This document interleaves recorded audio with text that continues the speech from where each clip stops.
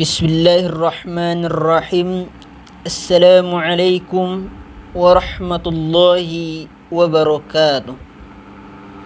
Alhamdulillahi wahibil atiyah, wassalatu wassalamu ala khairil bariyah, wa ala alihi wa ashabihi zawin nufusiz zakiyah. Amma ba'd. Alhamdulillah, bersyukur kita kepada Allah Subhanahu wa Ta'ala Azza wa Jalla.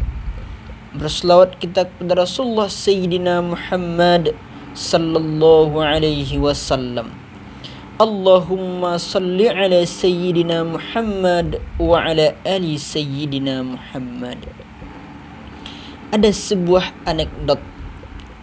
Tangis bayi yang baru lahir di Indonesia lebih kencang dibanding bayi-bayi di negara lain. Kenapa demikian? Karena begitu lahir dari perut ibunya langsung menanggung hutang minimal 8 juta rupiah. Mengapa bisa demikian? Bukankah negara kita subur dan kaya dengan sumber daya alam? Semua itu tak lain karena salah urus. Semua kekayaan alam dikuras bukan untuk kemakmuran rakyat, tetapi dikorupsi.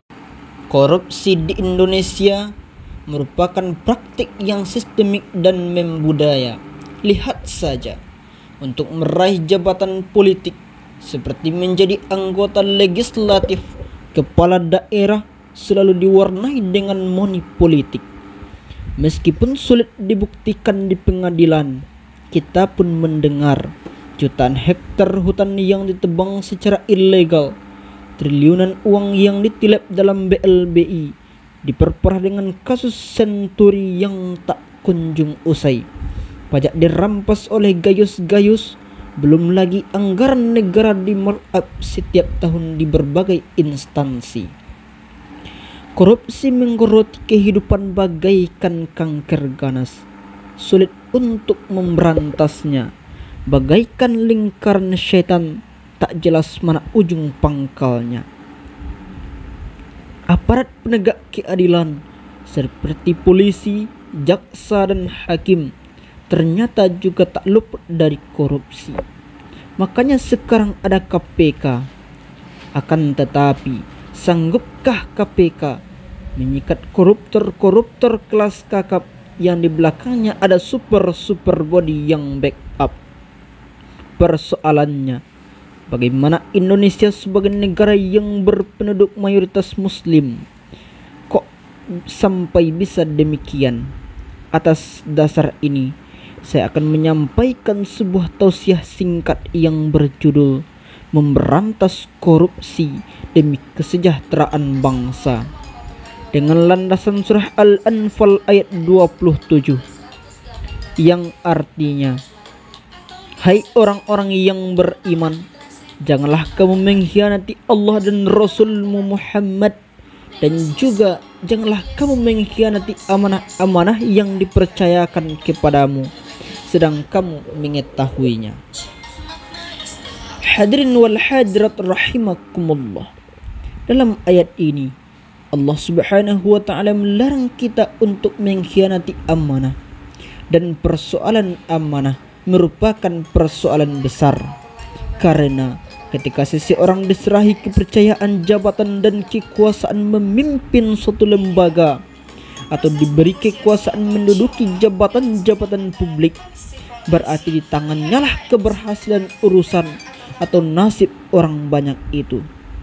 Sebuah jabatan tidak bisa dilihat dari status dan fasilitasnya, kan tetapi lihatlah dari kewajiban dan tanggung jawabnya. Hadirin yang dirahmati Allah, kita tentu sangat prihatin hingga kini Indonesia masih berada dalam lilitan masalah kemiskinan, kebodohan dan keterbelakangan. Salah satu pangkal persoalan adalah karena korupsi semakin merajalela. Menurut Sayyid Hussein dalam bukunya Corruption and Dynasty of Asia, bahwa negara kita sudah berada pada tahap ketiga, yaitu korupsi sudah dianggap praktik menarik sehingga merusak struktur dan nilai masyarakat. Pada tahap seperti itu, persoalannya adalah bagaimana memberantas korupsi. Ada 3 langkah strategis yang hendak kita laksanakan agar korupsi bisa diberantas guna mencapai kesejahteraan bangsa.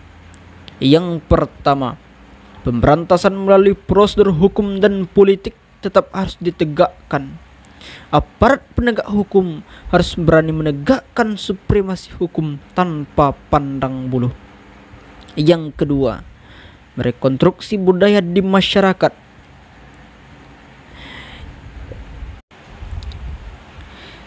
Kita harus mengubah budaya yang selama ini dengan mudah mentolerir dan memaafkan penyimpangan dan kejahatan. Yang ketiga, yaitu membenahi kepemimpinan dalam Islam.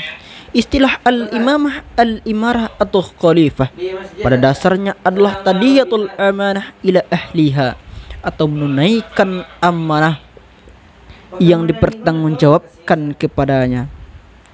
Karena itu, pemimpin harus berlaku adil dalam mengemban amanah. Tidak boleh bersikap aji mumpung sebagai godfather yang serba kebal hukum dan kendo anything no wrong, bisa melakukan semuanya tanpa kesalahan. Perilaku pemimpin yang saling asah-asih dan asuh serta benar-benar mengayomi akan bisa menjadi contoh tauladan bagi bawahan dan rakyat.